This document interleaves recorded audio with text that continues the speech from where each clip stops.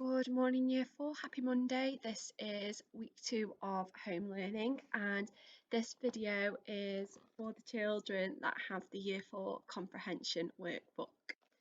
Okay, so before we start, this is just some general feedback based off of the emails that all you lovely children have been sending in of your home learning. Now, a lot of you have me for guided reading and literacy, and I know that we can write in full sentences. After speaking to Miss Colclough and Miss Chafe, some of you have appeared to have forgotten how to write in full sentences.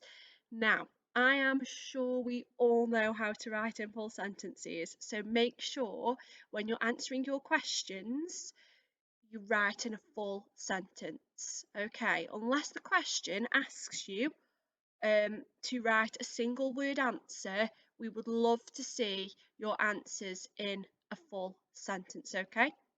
Now, another little thing that some of you are forgetting to do is to start your sentences with capital letters and to end them with full stops.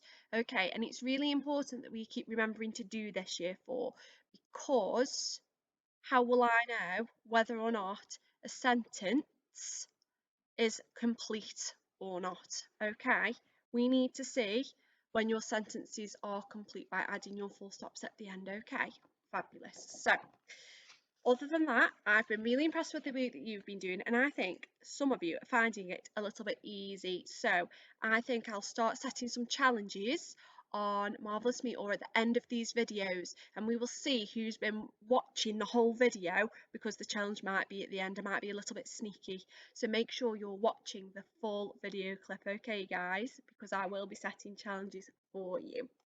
Fabulous. So today we are going to be looking at the text called Hamish and the World Stoppers. Okay, so I've got my contents page and I'm going to look for Hamish and the World Stoppers. Okay, so find that page and flick to it. Okay, so I'm going to turn to the page that is titled Hamish and the World Stoppers. Okay, it should look like this. So check that you're following on the right page. And we'll just have a quick read about what this text is about before we move on. So Hamish and the World Stoppers is written by Danny Wallace. It is about a boy called Hamish who one day realises he can do whatever he likes when everything in the world stops, except for him. In this extract, Hamish is in school when he realises that something very strange is happening. Okay, so you've got your text, it is an extract. So you're going to read your text how many times. I want to hear everyone shouting this at me right now, even though I can't hear it, mummies and daddies can. So shout at me how many times you'll read through the text. I'm listening. Fab.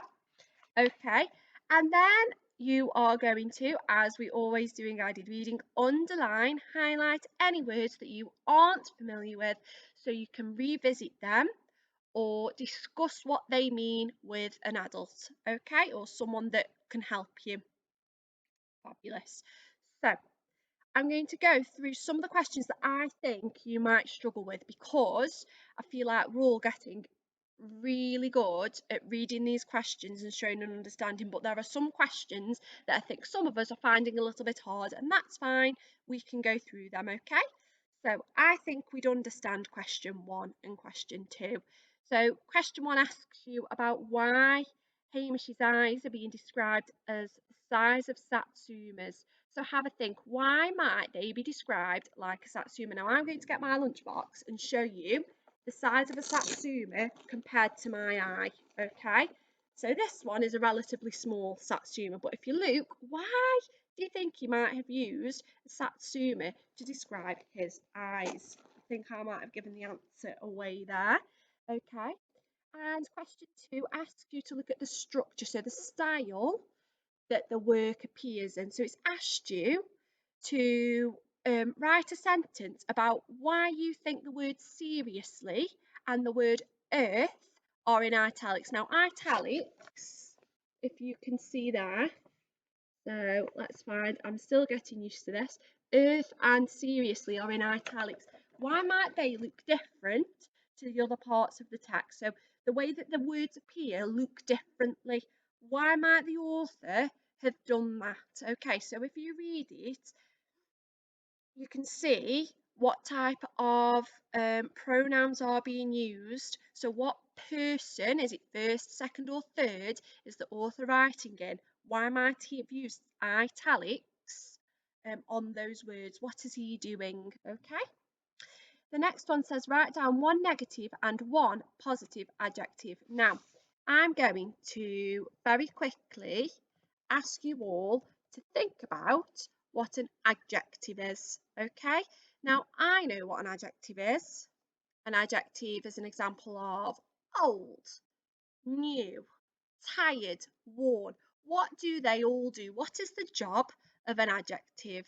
So you could say that Miss Prince's cup, so a noun, cup, is very pink. Okay, so what's my adjective, pink, doing? Have a think, okay?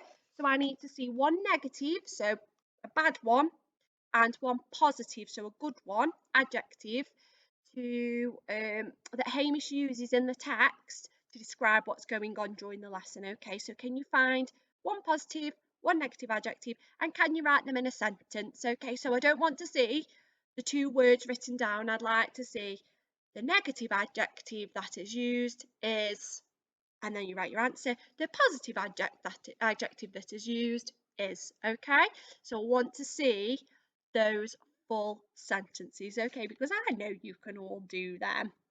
Question 4.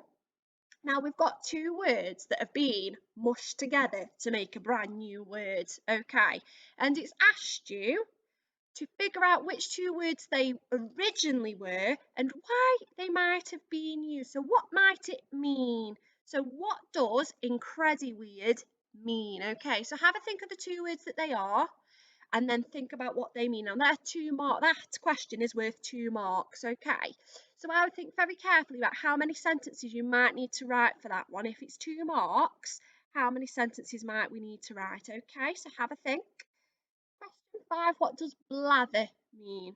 So here it wants you to use a dictionary. Now remember last week I said you could access a dictionary through your iPads, a phone if you need to. If you've got a dictionary at home that you can use, that's fantastic.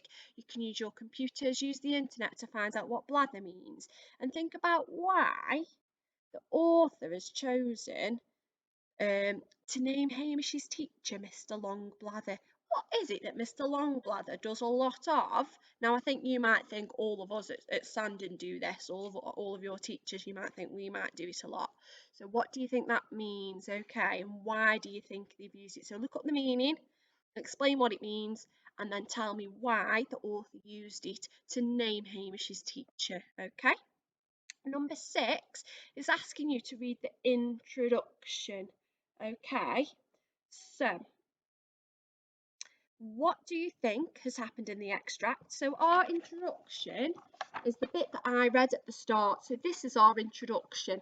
Okay, and it's acting a little bit like a blurb on a book, and everyone knows a blurb is something that you would find at the back of a book, okay? And it tells you a little bit about what's going to happen in that story.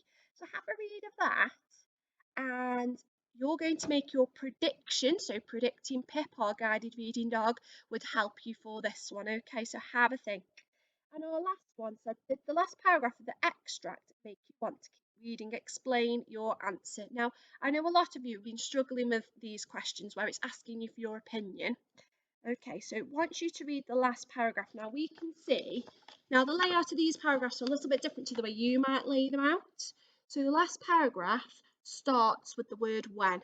So all of this here, all this is your last paragraph. Okay, so just read that last paragraph again and think about whether you wanted to read the rest of this story, okay? And explain why. Now, there is no right or wrong answer here.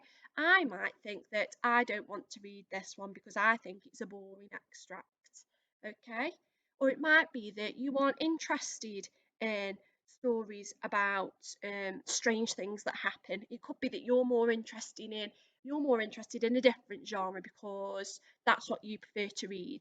But if you like this extract, you might say, oh, I found it really interesting. I'm really excited. I want to find out what's going to happen next. Then that's what you could write. That's fine. Okay, so don't worry about that one if you are stuck, because it's based on what you prefer, so what you think and what you feel. Okay, so that's your work for today, year four. Now, my challenge for today is, can you tell me? Now, you can write it in your comprehension book or your green book, but can you tell me what an extract is? Okay, so what is an extract? Now, I told you about this last week when we started our home learning videos. So have a think very carefully. What does Miss Prince mean by the word extract? Okay, so what do we mean? What is an extract? Can you write it in a sentence? So tell me what an extract is in a sentence, okay?